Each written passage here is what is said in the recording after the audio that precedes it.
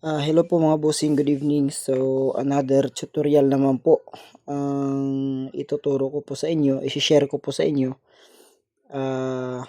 patungkol po sa kung paano natin i-manual test yung ating mga starter relay ng ating mga motor. Mapa-XRI man yan, TMX o di kaya mga iba-ibang motor, mga Wave, ano ba yan, mga Rusi. Ganyan, ganito, sa ganitong klaseng mga mga bossing, mga starter relay. So, ang gawin po natin mga boss, kailangan po unang-una battery. Tapos syempre yung starter relay mga boss, kasi siya yung iti-test natin. At gamit po gamit po tayo ng test light mga boss. Ito po yung test light ko mga bossing. Mahabang wire po itong gamit ko. So ayan. Nakakonect na po yan dito sa negative. So, i-explain ko po kung anong mga connection. So, yung battery po natin mga boss, ganito po mag-manual test ng ating starter relay, ano.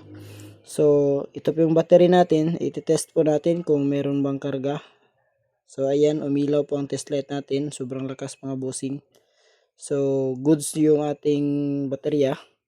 Yung battery natin. Tapos mga bossing, yung test light natin is yung clip niya is nakakonect sa negative terminal ng ating battery.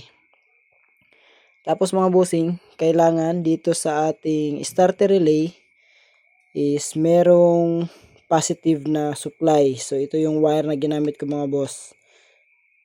Idinikit ko dito sa positive terminal ng battery. Tapos dito naman sa isang terminal ng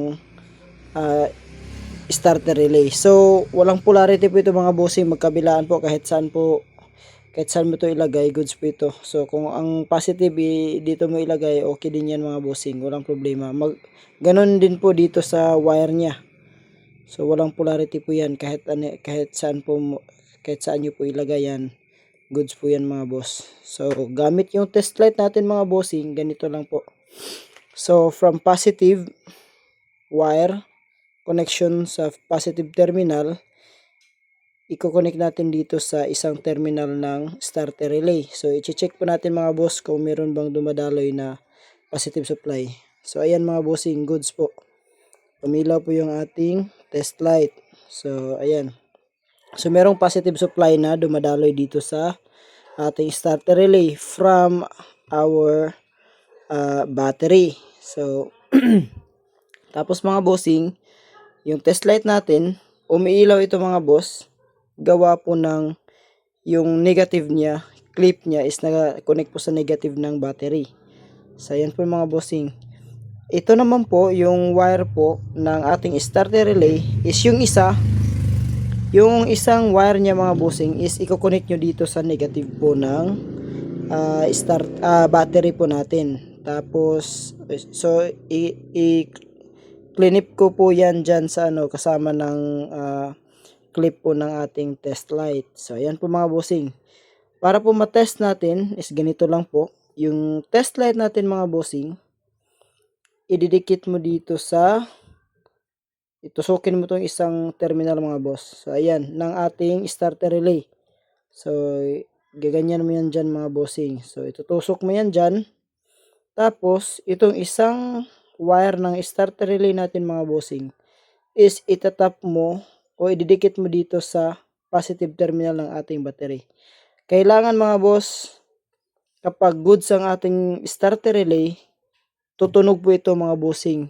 O tutunog po ito. Tutunog ang ating starter relay at iilaw ang ating test light. Napaka-importante po mga boss is iilaw yung ating test light. Hindi lang basta tutunog ang ating starter relay, kundi dapat din iilaw yung ating test light. Kasi meron ding kaso na tutunog yung starter relay pero hindi umiilaw itong ating test light. So, busted na po ito mga boss kapag ganyan. So, ito mga bossing, ganito po mag-testing para malaman natin na busted po ang ating starter relay. So, ito mga boss, sa katunayan is meron tayong gamit na starter relay na busted na po. Galing po ito sa customer namin na pinalitan namin ng starter relay kasi nga hindi na nagpo-push start yung kanyang motor gawa po ng busted na starter relay.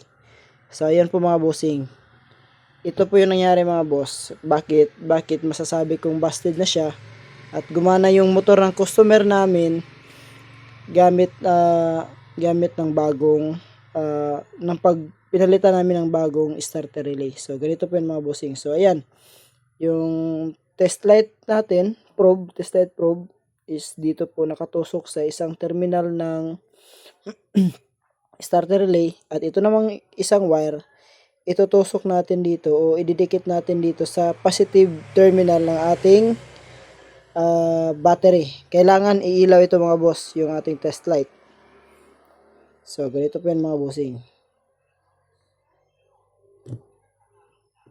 Ayan mga boss, hindi umilaw yung ating test light mga bossing. So yan po ang busted. Yan po yung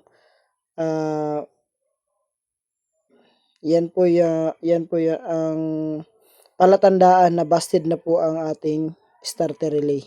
So yan po mga bossing, kailangan po tutunog yan mga boss at iilaw. Ang iba din tutunog pero hindi iilaw, busted din po yung starter relay mga boss, kasi meron namang positive supply mga bossing. Ayan mga boss, galing yan sa battery. So dito pag ano natin, dapat iilaw yung ating test light. So ayan lang po mga bossing kung paano po malaman kung busted ba yung ating starter relay. So kapag naka-install po sa motor natin mga boss, para po hindi masyadong hassle is kung saan po yung starter relay natin mga boss, yung isa, syempre yung isa galing sa battery, merong wire, yung merong I-terminal niya, wag niyo na pong bunutin yung wire, yung sa positive niya. Tanggalin niyo lang po yung negative niya. Tapos ito na po yung i-connect niyo. Kapag hindi aabot sa battery kasi malayo yung battery, magdugtong po kayo ng wire na aabot dyan mga bossing. Tapos ito din yung igaganon nyo. So yun lang po mga bossing. Maraming salamat po. Yan lang po yung video natin. At maraming salamat po sa panonood. Bye bye. Good night. Thank you.